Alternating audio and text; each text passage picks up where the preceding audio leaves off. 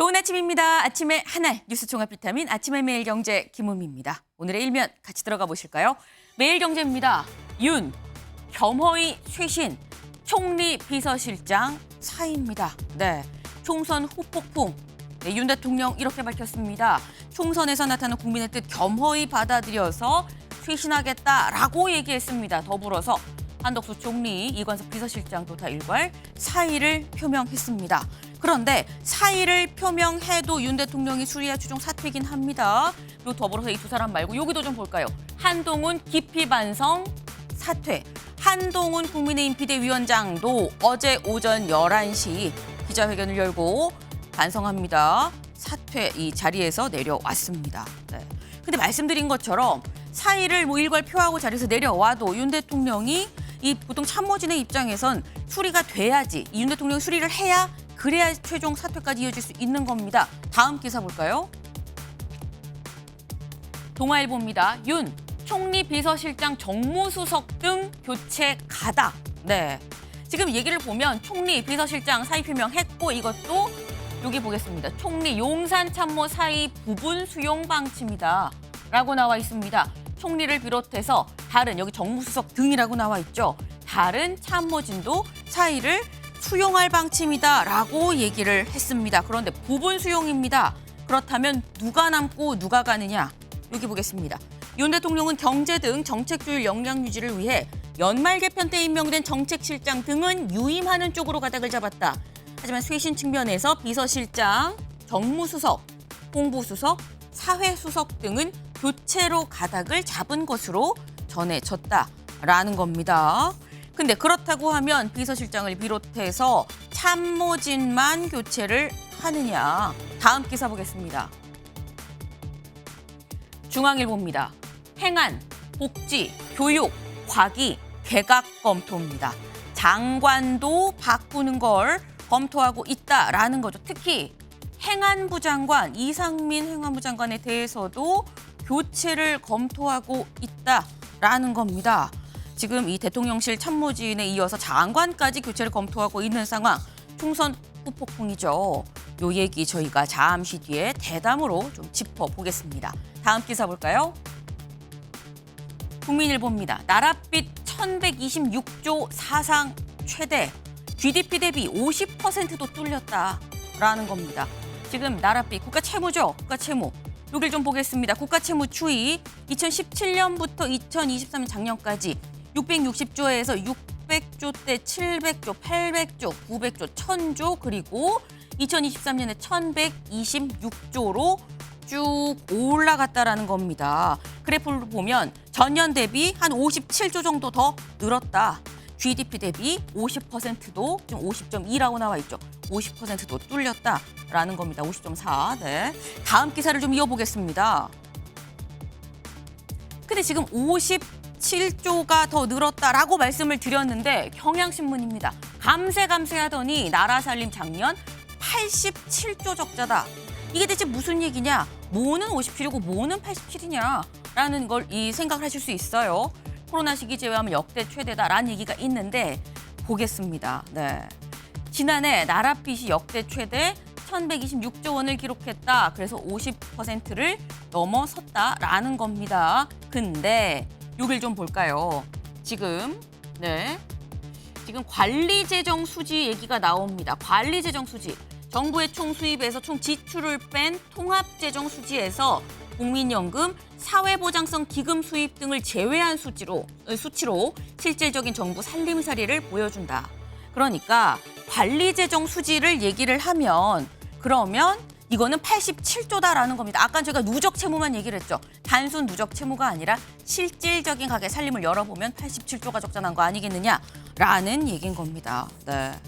이 사람이 문제가 될 수 있어 보이는 부분이죠. 다음 기사 보겠습니다. 조선일보입니다. 5천만이 무너졌다. 5천만, 뭐가 5천만인데 이게 무너졌다라는 얘기냐 보겠습니다. 작년 내국인 인구 1985만 명이었다. 내국인 인구가 지금 5천만 명 선이 무너졌다라는 얘기인 겁니다. 근데 그럼 내국인이 뭐냐? 이걸 좀 볼까요? 내국인. 한국 국적자 가운데 국내에 살고 있는 사람. 한국 국적이지만 해외에 3개월 이상 나가 있으면 이 사람은 뺍니다. 그래서 실제로 현재 한국에 살고 있는 사람이 5천만이 안 된다. 5천만 국민 여러분이라고 이제 얘기할 수가 없는 상황이 될 수도 있는 거예요. 내국인 기준으로 따지면. 이게 왜 그런 거냐? 여기 좀 보겠습니다. 통계청에 따르면 4,973만 명의 내국인 수는 2042년에는 4,678만 명으로 떨어진다. 18년간 약 6%가 감소할 걸로 보인다라는 겁니다. 네, 여기에 더해서 고령화 속도도 상당히 빨라진다라는 거죠. 근데 이렇게 된다고 하면 지금 전체적으로 내국인 숫자 줄어들고요. 일하는 사람 줄어드는 겁니다. 그럼 외국인이 더 들어와서 일을 하든지 아니면 내국인이 늘어나든지 최소한 둘 중에 하나는 돼야 되는 상황이다라는 결론에 이릅니다. 네, 다음 사진 기사 볼까요? 네, 화사한 벚꽃이 아니고요. 벚꽃이 다 떨어졌습니다. 수북하게 쌓여있는 떨어진 벚꽃잎. 여기 여의도 윤중로입니다. 지금 벚꽃이 다 떨어져 벚꽃 엔딩이다라는 건데 이번 주 안에 남아있는 대부분의 벚꽃도 좀 질 예정이라고 해요. 아쉽죠. 아쉬운데 다음 사진 볼까요? 네, 다시 화사해졌습니다. 뭘로? 복사꽃입니다. 벚꽃이 지면 이제 복사꽃이 필 때가 됐다라는 거죠. 그리고 4월 중순 다가왔습니다. 4월 중순에 복사꽃이 절정이라고 하네요. 네, 이번 주말에 또 봄을 느껴보시는 것도 좋겠다라는 말씀을 드립니다. 아침에 매일경제 뉴스 종합 비타민 언제나처럼 TV로 크게 보시다가요. 궁금한 점 유튜브 댓글로 남겨주시면 같이 얘기해 보겠습니다. 오늘 함께해 주실 분들 소개합니다. 안녕하세요. 안녕하세요.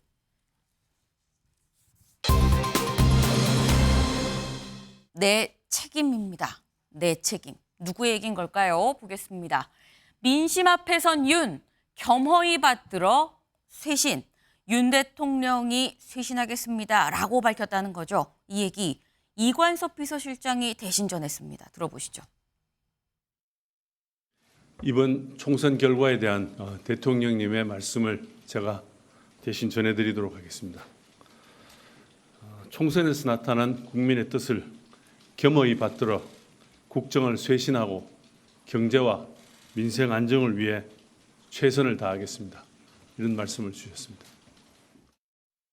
네, 총선에서 나타난 국민의 뜻을 겸허히 받들어서 쇄신하겠다라고 얘기를 했습니다. 윤영걸 대표님. 네. 그렇다고 하면 대통령실이 생각하는 국민의 뜻 뭐인 걸까요? 아무래도 뭐 이번에 윤 대통령에 대한 심판 성격이 강했잖아요. 네, 그런 면에서 볼 때는 윤 대통령이 인적 쇄신도 좋고 여러 가지 변화도 좋지만은 국민이 바라는 거는 윤 대통령 스스로가 좀 변하는 거. 세상에서 제일 바꾸기 어려운 게 자기 자신이잖아요. 네. 지금의 문제는 윤 대통령 스스로의 문제가 많기 때문에 본인이 또 야당 대표를 만난다든가 뭐 기자회견을 한다든가 청와대 대통령실에 제2부속실을 설치한다든가 인적 쇄신도 좋지만 대통령 스스로부터 먼저 변하는 거를 좀 바라지 않느냐 이런 생각인데 어제도 하루 만에 바로 그 입장 발표 나온 거는 저는 상당히 빠른 거라 높은 평가를 하고 싶은데 네. 이왕이면 대통령이 나와서 직접 했으면 더 좋았겠다. 부산 엑스포 때는 대통령이 나와서 하셨거든요. 네. 이번에는 50실자 메모해서 비서실장이 곧 나갈 사람이 비서실장이 또 읽으니까 좀 진정성이 좀 떨어졌다. 저는 이렇게 봤습니다. 조금 아쉬운 면이 있지만 또 즉각적인 입장 표명도 평가할 만하다라고 말씀을 하셨습니다. 네, 지금 겸허히 뜻을 받들어 쇄신하겠다라고 얘기를 했는데 지금 저희가 아까 일면에서 나왔죠. 비서실장, 총리, 더불어 다른 참모진 얘기까지도 같이 나오고 있습니다. 다음 기사 볼까요? 정무, 사회, 홍보수석도 교체할 듯 정책실장, 경제, 과학수석은 유임한다라는 겁니다. 네, 지금 앞에서 저희가 쭉 나온 걸 좀 정리를 해보면 총리, 비서실장 사이 표했고 그리고 참모진도 지금 바꾼다라는 겁니다. 근데 참모진만 그럼 바꾸는 거냐? 아닙니다. 오늘 요번에 이 바꾼다는 얘기가 나오는 게 누구누구인지 좀 저희 준비한 걸 같이 볼까요? 네, 이렇습니다. 일단 총리, 비서실장 나온 얘기, 또 정책장 뭐 유임할 거다라는 얘기가 있죠. 그리고 이동훈 홍보수석, 정무수석, 사회수석 여기입니다. 여기가 지금 일단 다 같이 사의를 표명했지만 일부는 수용하고 일부는 안 하고 남고 떠나는 사람이 같이 혼재돼 있는데 여기에 더해서 아까 잠깐 일면에 얘기가 나왔죠. 4-5개 부처 장관도 교체를 하려고 검토를 하고 있다라는 겁니다. 네. 근데 혹시 기억나시나요? 대통령실에서 항상 꾸준하게 나왔던 개각 검토 소식에 이런 입장을 밝혔었습니다. 윤 대통령. 뭐라고 했느냐? 국면 전환을 위한 개각은 안 하겠다는 게 윤 대통령의 입장이고 이 입장 바뀐 적이 없다라고 얘기를 지난해 5월에 했었습니다. 그런데 성재준 의원님, 이번에는 그럼 개각을 실제로 정말 하는 것이냐, 입장이 바뀌는 거냐, 어떻게 봐야 되는 겁니까? 아무래도 이제 어느 정도는 대통령실도 민심에 따라 가지고 입장이 좀 바뀔 수 있는 부분이 있다고 보고요. 근데 이제 총선 결과가 이따가 또 자세하게 또 얘기를 하겠습니다만 네. 어쨌거나 지금 현재 정부 여당에 대한 심판 성격이 워낙에 강하다 보니까 대통령실 그리고 또 대통령 본인께서도 마찬가지로 좀 변화에 대한 필요성을 인지하신 것 같고요. 다만 이제 정책적으로 같은 경우는 이제 사의를 표하신 분들 중에서 정책실장이나 경제과학수석 같은 경우는 지금 이제 네. 사의를 받아들이지 않겠다, 유임하겠다라고 하는 게 지금도 입장에 나와 있는 상태다 보니까 윤석열 정부가 평상시 갖고 있었던 정책에 대한 기조 자체가 엄청나게 많이 바뀔 것 같지는 않지만 네. 그 기조를 설명하는 방식, 소통하는 방식, 그러니까 국민 눈높이에 맞게끔 낮은 자세로서 뭔가 소통한다라는 면에서는 큰 변화가 있지 않을까 생각이 됩니다. 네, 총선에 나타난 국민 민심의 뜻을 받들겠다라고 얘기했기 때문에 이런 부분에 대해서도 변화를 갖고 올 수 있는 거 아니냐라는 말씀을 하셨습니다. 근데 생각해보면 장관 교체는 대통령이 임명을 하고 혹여 여야 합의가 모아지지 않아도 임명을 강행할 수 있는 부분입니다. 그런데 총리는 아니죠. 총리는 아닙니다. 총리는 국회 전체 여야의 동의가 필수적인데 다음 기사 볼까요? 그러다 보니까 후임 총리 인선이 협치 가늠자다라는 얘기가 나옵니다. 김한길, 주호영, 권영세 등이 거론이 된다라는 건데요. 지금 일단 여기에는 한 3명 정도 나왔습니다. 김한길, 주호영, 권영세 등 거론. 조현삼 변호사님. 지금 민주당에서 야권에서 여기 나온 사람 중에 후임 총리로 이 사람 괜찮다 받아들일 수 있는 카드가 있습니까? 지금 거론되시는 분들 중에 지금 범야권에서 어느 정도로 협치가 가능한 총리로 볼 수 있을지는 글쎄요, 아직은 좀 미지수가 아닌가 싶고요. 조금 더 차후 개원 이후에 다음 22대 그 국회의원들이 원내를 구성하고 난 다음에 한번 네. 논의해 봐야 될 부분이 아닌가 싶습니다. 지금 국회에서는 결정할 수 없는 부분이지 않겠습니까? 당선자 신분이신 분들이 모이셔가지고 네. 한번 의논을 해봐야 될 부분이 아닌가 싶고 저는 한마디 말씀을 좀 드리고 싶은 거는 총리는 지금 사실 한덕수 총리의 경우에는 네. 사실상 식물 총리로 많이 불리지 않았겠습니까? 한덕수 총리의 이름조차 기억 못 하시는 분들 꽤 많으셨을 겁니다. 이미 사임을 시켰으면 사임을 시킬 기회가 굉장히 많았죠. 이태원 참사부터 시작을 해서 이미 그때부터 후임 총리를 인선을 했었음에도 불구하고 지금까지 미룬 것은 어떻게 보면 그만큼 국정 운영 기조를 변화시키지 않겠다는 윤석열 대통령의 그런 고집이 드러나는 게 아닌가 싶고 이번 총선 이후에 담아도 직접 사과의 방식을 택했어야 합니다. 정권 심판론의 주체는 윤석열 대통령이었어요. 다른 분이 아닙니다. 총리와 수석들이 아니에요. 그럼에도 불구하고 총선 전에 50분 넘게 불통의 담화를 발표할 때는 언제고 총선 참패에 대해서 대통령이 직접 나서서 사과하지 않는다는 모습은 과연 대통령께서 국정기조 변화에 대한 진정성이 있는지 아마 많은 국민들이 의심하지 않을까 싶습니다. 네. 지금 윤 대통령이 정말 국정기조를 바꿀 것이냐 우린 잘 모르겠다라고 또 말씀을 하셨어요. 그러면서 후임 총리에 대해서는 당선인들이 22대 국회에 들어갈 당선인들이 모여서 따로 논의를 해야 될 부분이다라고 뭔가 지금 즉답을 하진 않으셨는데 지금 후임 총리가 중요한 이유 여기 나와 있죠. 협치의 가늠자다라는 겁니다. 이건 윤 대통령 입장에서도 그렇고 또 민주당을 비롯한 범야권 입장에서도 마찬가지 얘기가 될 수 있습니다. 과연 이 후임 총리에 대해서 여야가 얘기를 할 것이냐. 여야 얘기를 한다고 하면 다음 기사 볼까요? 협치 얘기가 나오다 보니까 이런 얘기도 같이 나옵니다. 3년 가시밭길 들어선 윤, 이재명 만나 협조 구할까입니다. 이번에 범야권 192석이죠. 이 국민의힘이 108석, 나머지 다 이제 야권으로 보면 192석입니다. 윤 대통령 국정을 운영하기 위해선 결국 야당 만나고 협치해야 되는 거 아니겠느냐. 그렇다면 이재명 대표 만나겠느냐라는 겁니다. 근데 앞서서 윤 대통령 이른바 영수회담에 대해서 이렇게 얘기했었습니다. 들어보시죠.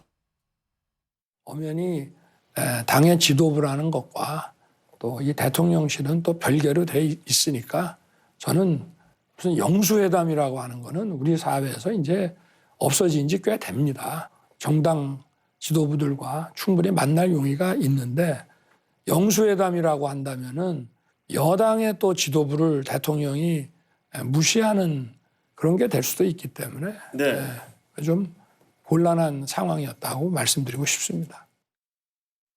네, 영수회담은 사라졌다, 없어졌다. 사실 당 대표가 총재로 불렸던 그 시절에 뭐 영수회담이라고 얘기를 한 거지 그건 사라졌다. 뭐 여야 정당 지도부들은 좀 만날 수 있을 것 같다라고 얘기를 했는데 근데 이게 최창렬 교수님 지금 22대 국회 이 당을 보면 이재명 대표 말고도 조국 혁신당 대표는 또 조국 대표거든요. 이게 그럼 윤석열 대통령이 정당 지도자들을 만날 것이냐 어떻게 보십니까? 저 아까 얘기한 2월달 얘기잖아요. 네. 2월달 기자 대담인데 저런 얘기할 때는 아닌 거죠, 이제. 왜냐하면 지금 정당 지도부라고 얘기합니다만 이번 선거도 그렇고 말이죠. 대한민국 정치가 운영되는 틀을 보면 대통령과 제1야당 대표예요. 그러니까 제1야당 대표는 이제 뭐 지난 그저께까지의 이재명과 어제 이후의 이재명은 또 다릅니다. 이재명 대표가 완전히 주도해가지고 공천도 주도하고 장악해서 만든 정당의 의석수예요. 네. 윤 대통령이 이 부분을 인정을 안 할 수가 없는 거죠. 뭐 사법 리스크는 전혀 그건 사법부의 차원인 것이고 그 얘기 이제 그만해야 될 것 같고 대통령이 제1야당 대표의 존재를 인정해서 네. 만나야 돼요. 조국혁신당 대표는 아직은 제3당이란 말이에요. 그러니까 가장 중요한 역할을 담당하고 있는 규정력을 갖고 있는 정당 대표가 만나는 거예요. 대통령이 대한민국의 국가 원수이긴 하지만 그 이전에 여권의 수장인 것이고 제1야당 대표인 이재명 대표는 야당의 수장이에요. 당연히 만나야죠. 그 여론이 그렇게 만나라고 하는데 안 만날 이유가 없어요. 여전히 저런 아까 2월 달에 저 얘기를 가지고 과거의 영수회담은 구시대의 유물이다 이런 인식을 가지고 만나지 않는다. 네. 그럼 저런 무슨 대통령이 장관 바꾸고 수석 바꾸고 총리 바꾸고 아무런 의미가 없습니다. 총리가 무슨 힘이 있어요. 아까 좀 약간 거칠게 표현하면 식물 총리라고 그랬습니다만 조금 저 표현을 완화하면 관령 총리예요. 아무 힘이 없는 그리고 헌법에 나와 있는 총리의 권한을 다하지 못하는 그러한 총리란 말이죠. 이제 그런 총리 새로운 총리를 바꿔주고 그리고 대통령이 야당 대표도 만나고 아까 어떤 분 말씀처럼 직접 나와서 얘기도 하고 기자회견도 재개하고 이게 국정 운영 방식이 변합니다. 그렇지 않고 장관 받고 총리 받고 여전히 대변인이나 누구 통해서 발표하고 이건 전혀 바뀌었다고 안 느껴요. 그럼 오늘 어제보다 말이죠. 더 심한 선거 결과가 기다릴 수 있어요. 그래서 저는 정말 이 부분을 어떻게 인식하느냐를 지켜봐야지 알겠습니다만 전 만약에 또 저렇게 1야당 대표 안 만나고 총리나 바꾸고 수석명령 바꾼다? 그건 전혀 의미가 없다라고 말씀드립니다. 네, 만나야 한다라고 약간 당위적으로 좀 말씀을 하셨어요. 만나야 된다. 이 어제를 기점으로 해서 예전에 이재명이 아니다라는 말씀도 또 같이 하셨는데 관련해서 만평이 나왔습니다. 무슨 만평이냐? 이겁니다. 네, 지금 거대한 파도예요. 이게 파도. 시커먼 파도가 막 몰려오고 있죠. 그런데 요 앞에 작은 무슨 배라고 나무배 뭐라고 얘기를 해야 될까요? 근데 여기 윤 대통령이 있고요. 눈을 떠봤더니 이재명 대표가 앞에 있습니다. 이재명 대표가 좋은 아침이라고 얘기를 하고 있어요. 노는 이재명 대표가 갖고 있습니다. 네. 지금 이 만평을 보면 윤영걸 대표님 같이 노를 저을 것이냐 어떻게 보세요? 그게 뭐 쉽지는 않죠. 여태까지 혼자만이 대통령 스타일이 해왔거든요. 그래서 협치라는 게 쉽지는 않다. 저 그 만평을 보듯이 지금 노를 저 이재명 대표가 들고 있잖아요. 네. 자칫하면은 저 자고 일어나서 노를 갖고 있는 이재명 대표가 하루아침에 지금 175석을 갖고 있잖아요. 저 노가 이제 무기도 될 수 있어요. 그러니까 뭐 뭐든지 다 할 수 있죠. 조국 신당과 합치면은 패스트 트랙부터 뭐 개헌 탄핵 빼고는 법안 발의 처리부터 다 할 수 있거든요. 네. 그래서 윤석열 대통령이 이제는 무기가 딱 하나 있습니다. 야당도 없고 여당도 이번에 많이 바뀌고 오히려 반윤 의원이 많아서 여당에서도 이탈표가 나올 거예요. 윤석열 대통령이 꼭 믿어야 될 거는 국민의 지지율입니다. 이제 그게 무기가 돼요. 국민 지지율 따라서 네. 하면은 윤석열 대통령도 야당에 대해서 아무리 거대 야당이지만 큰 힘을 발휘할 수 있습니다. 근데 그 지지율은 어떻게 해서 나오느냐? 대통령 비서실 바꾸고 내각 바꾸고 남을 바꿔서는 안 돼요. 대통령 스스로 바꿔야죠. 내가 뭘 이번에 잘못해서 국민들한테 고집불통으로 여겼느냐. 이걸 생각해서 다 바꿔야 돼요. 그래서 제일 중요한 게 저는 대통령실에 레드팀을 만들어요. 레드팀. 아. 좋은 소리만 하는 저 간신들, 대통령이 안 들으니까 간신들이 파는 치거든요. 관료 출신들은 어떻게 하면 잘 보일까만 생각해요. 관료 출신들 다 내보내고 듣기 싫어하는 사람들, 네. 이런 사람들 측근에 배치하고 내각도 저 거국 내각도 연구해 봐야 돼요. 야당한테 너희들 한번 추천해 봐. 뭐 이런 식으로 해서 누구나 좀 공감할 수 있는 참신한 인물을 등용하고 대통령 스스로 좀 바뀌면 저는 길은 얼마든지 있다고 봅니다. 네, 지금 말씀이 이재명 대표가 든 이 노가 무기가 될 수도 있다라고 말씀을 하셨어요. 근데 또 한편으로 이렇게나 거대한 파도가 몰려오면 또 이재명 대표도 윤 대통령 같이 힘을 합치지 않으면 또 패쳐나갈 수 없는 이 파도기도 합니다. 보통 얘기할 때 민심을 물에 좀 비유를 하죠. 이 민심은 배를 띄울 수도 있고 가라앉힐 수도 있습니다. 쓰나미 같은 민심의 파도를 어떻게 헤쳐나갈지는 두 사람의 선택이겠죠. 근데 저희가 지금 얘기를 하는 게 지금 이 총선 결과의 후폭풍입니다. 지금 용산 대통령실은 지금 다 일괄사의를 이 얘기를 하고 지금 영수회담 해야 되는 거 아니냐라는 얘기도 같이 나오고 있어요. 근데 아까 제가 짧게 일면에 살짝 짚긴 했습니다만 당장 국민의힘 집권 여당의 대표 한동훈 비대위원장도 어제 사의를 표했습니다. 다음 기사 볼까요?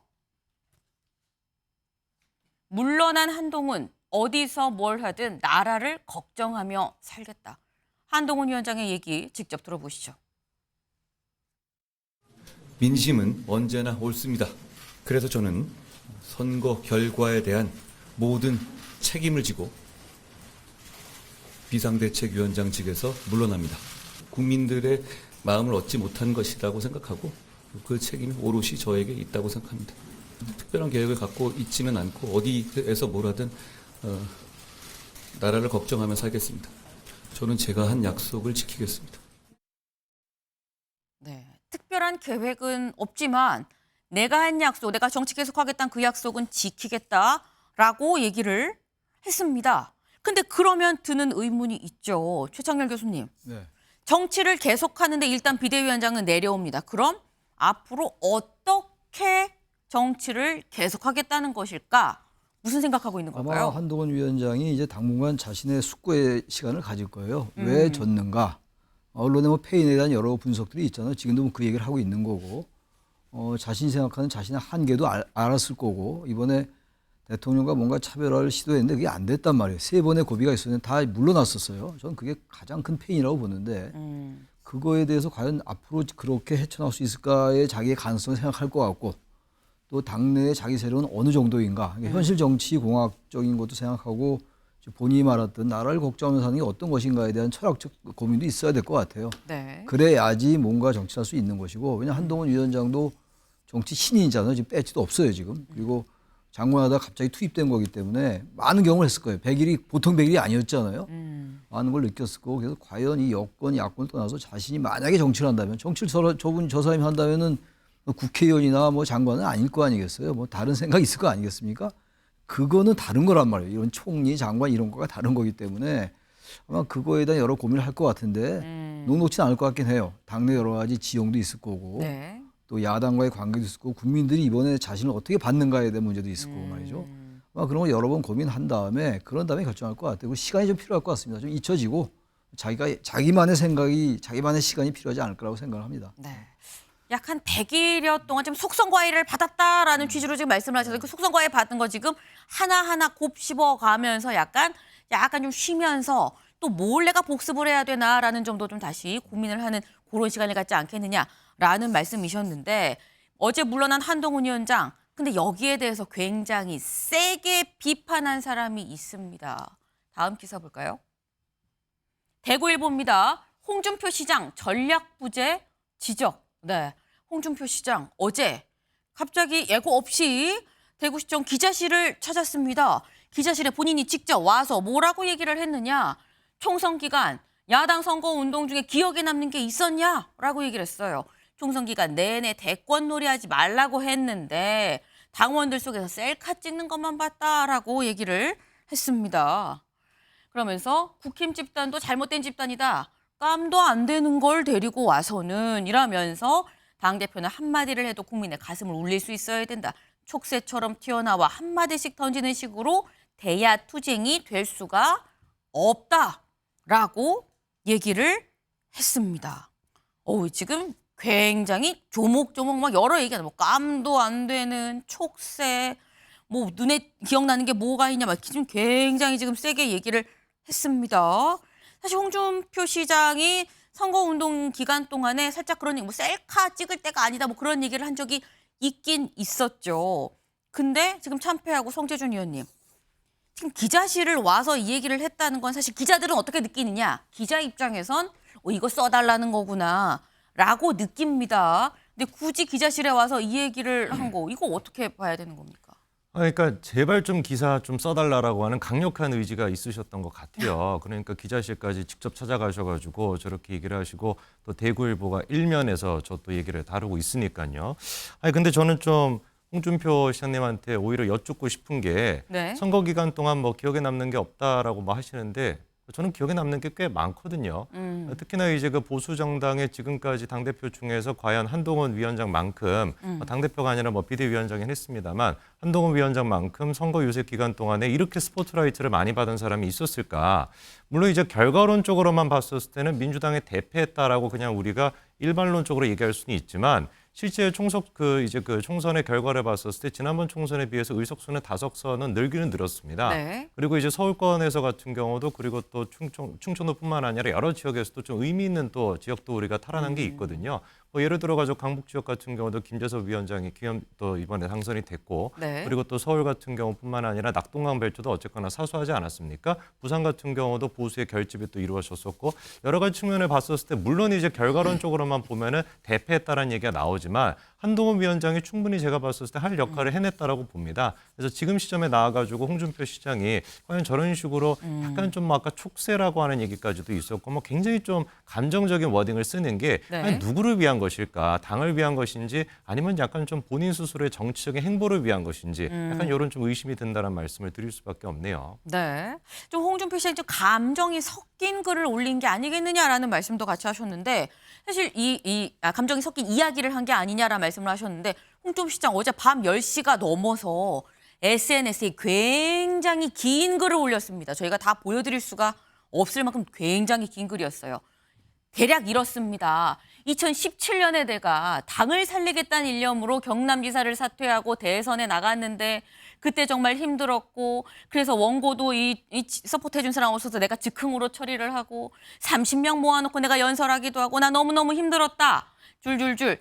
근데 그렇게 해서 살린 당이다.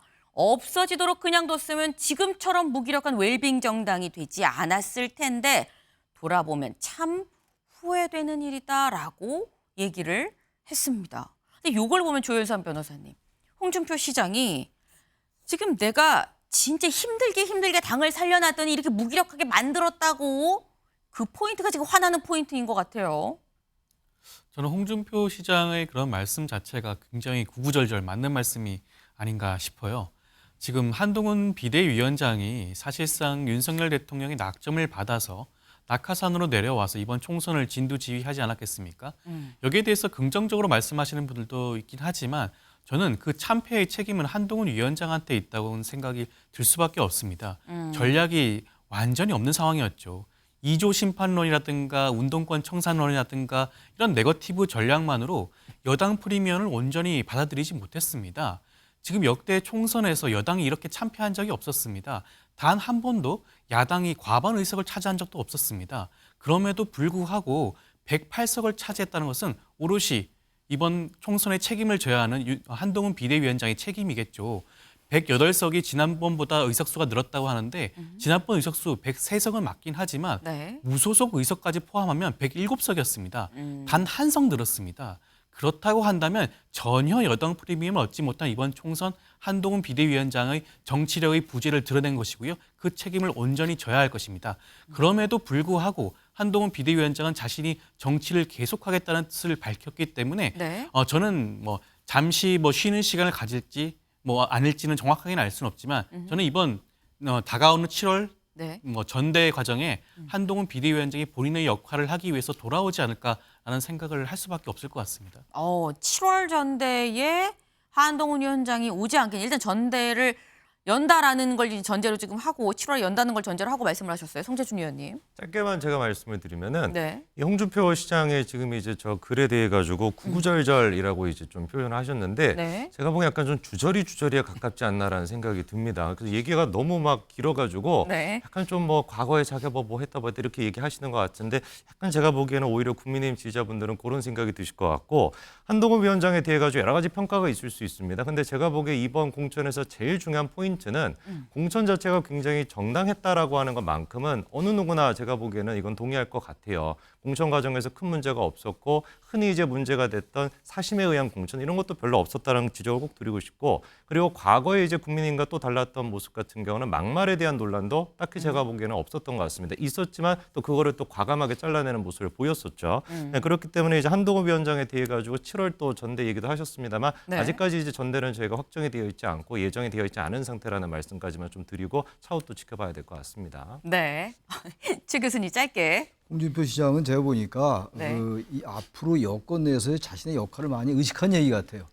저 얘기는 듣는 사람에 따라서 옳은 부분도 있을 것이고 반박할 부분이 충분히 있는데 홍준표 시장이 자신의 정치적 역할 그런 걸 의식한 부분이 상당히 있다라고 저는 보입니다. 일단. 네. 향후 본인의 정치 행보와 좀 관련이 있는 포석 아니겠느냐라는 말씀이셨는데 지금 제 질문이 하나 올라와서 송옥수님. 홍준표 시장이 민주당에 먹잇감 주는 거 아닙니까? 라고 말씀을 하셨어요. 근데 요 질문에 저희가 직접 바로 즉답을 좀 드리기 전에 요거까지 짚고 같이 좀 제가 여쭤보도록 하겠습니다. 지금 홍준표 시장 얘기를 하고 있었죠. 근데 아까 말씀하신 게 홍준표 시장이 앞으로 본인의 행보를 의식한 것 같은데라는 말씀을 하셨습니다. 근데 옆에서 이준석 당선인이죠. 이준석 대표가 뭐라고 글을 올렸느냐. 젊은 층이 관심을 가지려면 후임 총리부터 화끈하게 위촉해야 됩니다. 젊은 층한테 시원하다는 평가를 받는 홍준표 대구시장 총리로 모시고 국정의 상당 부분을 나눠서 맡는 것도 방법입니다. 라고 이준석 대표가 SNS 글을 올렸습니다. 윤영걸 대표님. 네. 홍준표 총리 어떻게 보십니까? 저는 거의 가능성이 없다고 봅니다. 홍준표 시장은 지금도 자기 대권을 향해서 뛰는 사람이잖아요. 그런 사람을 총리로 맡기면은 오히려 대통령실하고 더 마찰만 해서 어떻게 보면 한 나라에 태양이 두 개가 있는 거죠. 네. 그리고 또 홍준표 시장이 그만큼 경륜이 있느냐, 참신하냐. 저는 이준석 이번에 당선자하고 친한지는 몰라도 그런 인물은 아니다 이렇게 봐요. 지금 국민의힘이 참패했잖아요. 네. 여기 있으면 내 잘못도 크다. 이런 반성부터 시작하고 나가야 되는데 지금 저렇게 한동훈 비대위원장을 비난한 거는 한동훈 비대위원장이 자기 대권 후보 나올 거니까 미리 눌러놓는 거 아니겠어요? 당이 참패했으면 반성해야죠. 근데 지금 하는 거 보면은 초상집 가서 건배사 하는 것 같아요. 그래갖고 되겠습니까? 흥부전에 놀부 같아요. 남 비난만 하잖아요. 우리 잘못이다 하고 책임을 느껴야 되는데 저렇게 하면은 민주당에 댓글 올라온 것처럼 먹잇감만 주는 거죠. 홍준표 시장의 저런 태도가 국민의힘의 가장 암적인 저는 존재라고 봅니다. 네. 네. 지금 세게 비판을 해주셨어요. 지금 안에서 내부적으로 비판하고 이럴 때가 아니다라고 말씀을 지금 하셨습니다. 네. 지금 홍준표 시장 입장에서는 한동훈 위원장 제대로 했어야지. 그러니까 총선 졌잖아라고 지금 얘기를 하고 있는 건데 반대로 한동훈 위원장 건투를 빕니다. 빨리 돌아오세요라고 얘기한 사람이 있습니다. 누구냐? 정청래 민주당 최고위원입니다. 뭐라고 했느냐? 나는 한동훈이 정치적으로 죽지 않길 바란다. 마음 추스리고 당대표 나오고 지방선거 선대위원장 또 맡고 하길 바란다. 그의 사고방식, 깐족말투, 턱짓, 셀카놀이도 변함없이 계속하길 바란다. 너무 오래 쉬지 말고 후를 털고 조속히 다시 나오길 바란다. 한동훈 건투를 빈다. 라고 정청래 최고위원 얘기를 했습니다. 최창렬 교수님, 건투를 비는 걸까요? 저 너무 저렇게 말을 틀을 필요 있어요. 정청래 의원이 이번에 당선도 됐잖아요. 네. 야당의 중진의 중진인데 그러면 친명계가 득세하는 상황에서 더욱 중진의 역할이 확고해졌는데 전 정치가 지금 이번에 뭐 여야가 그렇게 뭐 승패가 크게 갈렸습니다만 여야 다 반성해야 돼요, 정말로. 근데 이거 야당의 지금 아주 최고 시세라는 분이 왜 말을 저렇게 빙빙 비아냥거립니까? 저런 좋은 행태가 아니에요. 가뜩이나 정치가 지금 갈라져가지고 진영 대립이 심해지고 제3지대가 완전히 무력화된 상황이었잖아요, 이번에. 그렇다면 이제 책임 있는 정치인들이 여든 야든 말이죠. 묵직하게 가야죠, 묵직하게. 홍준표 시장도 마찬가지예요. 지적할 부분 일정 부분 동의하는 부분이 저도 있어요. 그럼 그렇지 않은 부분도 있는 거거든요. 좀 이제 여든 야든 떠나서 좀 어른들이고 정말 책임 있는 중량감 있는 정치인들이면 좀 진중하고 묵직하게 얘기들을 해야죠. 그렇게 말을 정말 깐족거리게 합니까? 저도 깐족거리는 거예요, 저것도. 네. 한마디로. 네. 중량감 있는 정치를 해야 된다라는 말씀을 또 하셨습니다. 네. 지금 어쨌거나 결국 한동훈 위원장은 물러나겠다라고 얘기를 했고 실제로 물러난 상황입니다. 근데 지금의 이런 상황, 다음 기사 볼까요? 2년간 여 대표 5번 바뀐 게 말이 되나? 수직적 당정 관계 새롭게 재정립해야 2년 동안 당대표가 5번이 바뀌었다라는 얘기가 내부에서 나오고 있다라는 거죠. 누가 바뀌었나 좀 볼까요? 처음에 이준석 대표였었습니다. 그러다가 원내대표 대행으로 해서 권성동 의원이 했었죠. 그 뒤에 비대위가 들어섰습니다. 주호영 의원. 그런데 다시 정진석 비대위가 들어섰죠. 그리고 난 다음에 다시 김기현 대표 체제 전당대회를 통해서 김기현 대표가 선출이 됐고 하지만 물러나고 다시 또 비대위로 한동훈 위원장이 왔다.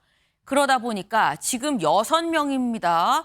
5번이 바뀌어서 6명이 등장을 했고 이제 7번째 타자가 필요하다라는 겁니다. 그러다 보니까 내부에서 나오는 얘기가 이게 맞는 상황이야라는 얘기가 나온다는 거죠. 성재준 의원님. 맞는 상황입니까? 아니 근데 저런 식으로 5번이 바뀐 원인이 뭘까라고 생각해 봤을 때 네. 뭐 이제 어떤 분들 같은 경우는 너무 당정 관계가 수직적인 거 아니냐라고 생각하실 수도 있을 것 같아요. 네. 근데 이제 또 제가 봤을 때 저렇게 5번 바뀌었던 대부분의 원인 같은 경우는 처음부터 시작했던 이준석 대표가 사실 제일 영향이 큰 것 같거든요. 이준석 대표로부터 시작해가지고 그 논란, 그 여파를 잠재우고 그거를 수정해가는 과정에서 사실상 저런 식으로 계속 바뀌었던 거 아니겠습니까? 네. 그러다 보니까 제가 이번에 총선을 좀 겪으면서 민주당과 국민의힘의 가장 큰 좀 차이점이라고 본다면 네. 아까 전에 또 윤영걸 대표님께서 암적 존재라고 또 강하게 얘기를 해주셨습니다만 국민의힘 내부적으로 자기에 대한 어떤 정치적인 입지를 쌓는 거를 내부 비판, 나는 어떤 국민의힘을 발전시키기 위한 말이야 라는 식으로 포장이 된다라는 게 제가 봤을 때 제일 좀 큰 문제인 것 같아요. 민주당 같은 경우는 물론 이제 공천 파동도 있었습니다. 그리고 또 비명 행사라고 하는 얘기도 있었죠. 근데 그런 식의 내부 어떤 분열이나 이런 것들이 어쨌거나 저쨌거나 대외적으로 봤었을 때는 좀 정리가 되고 한 팀으로 가는 느낌이 있었거든요.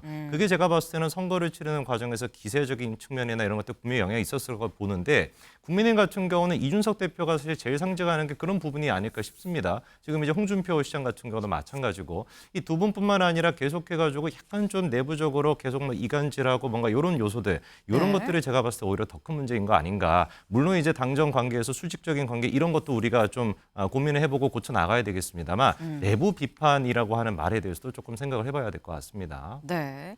내부 비판이 근본적인 원인으로 그래서 이게 다 지금 당대표도 2년 동안 5번이나 바뀐 거 아니겠느냐. 근본적인 다 같이 좀 태도 변화가 중요한 포인트다라고 지금 말씀을 주셨어요. 지금 조선일보는 일단 뭐 수직적 당정 관계가 문제 아니냐. 당정 관계 좀 재정립해야 된다라는 취지의 제목을 뽑긴 뽑았습니다. 근데 지금 일단 한동훈 위원장이 물러난다고 했죠. 그럼 다음 당대표가 누가 되느냐가 직접적으로 당정 관계가 어떻게 정립이 되느냐랑 연결이 될 수밖에 없습니다. 다음 기사 볼까요? 경향입니다. 아까 조선이었고요. 이번엔 경향입니다. 한동훈 빈자리는 누가? 비윤들 급부상. 비윤들이 급부상하고 있다라는 겁니다. 다음 기사 하나 더 이어서 보죠. 당분간 윤재욱 대행체제 차기 당권 주자로 나경원, 안철수가 거론된다라는 겁니다. 나경원, 안철수, 권영세 의원 얼굴도 보이죠. 지금 현재 누가 거론이 되느냐 볼까요? 나경원, 안철수, 김태호, 권영세, 권성동. 네. 지금 이렇게 빈 한동훈 위원장 자리에 이런 사람들이 언급이 되고 있다는 겁니다. 일단 윤 대통령과 직접적으로 좀 갈등 상황에 놓였었던 사람들도 있고요. 그래서 비혼으로 분류된 사람도 있고 이번에 험지로 갔다가 살아 돌아온 사람도 있고요. 친윤 쪽으로 분류가 되는 사람들도 있습니다.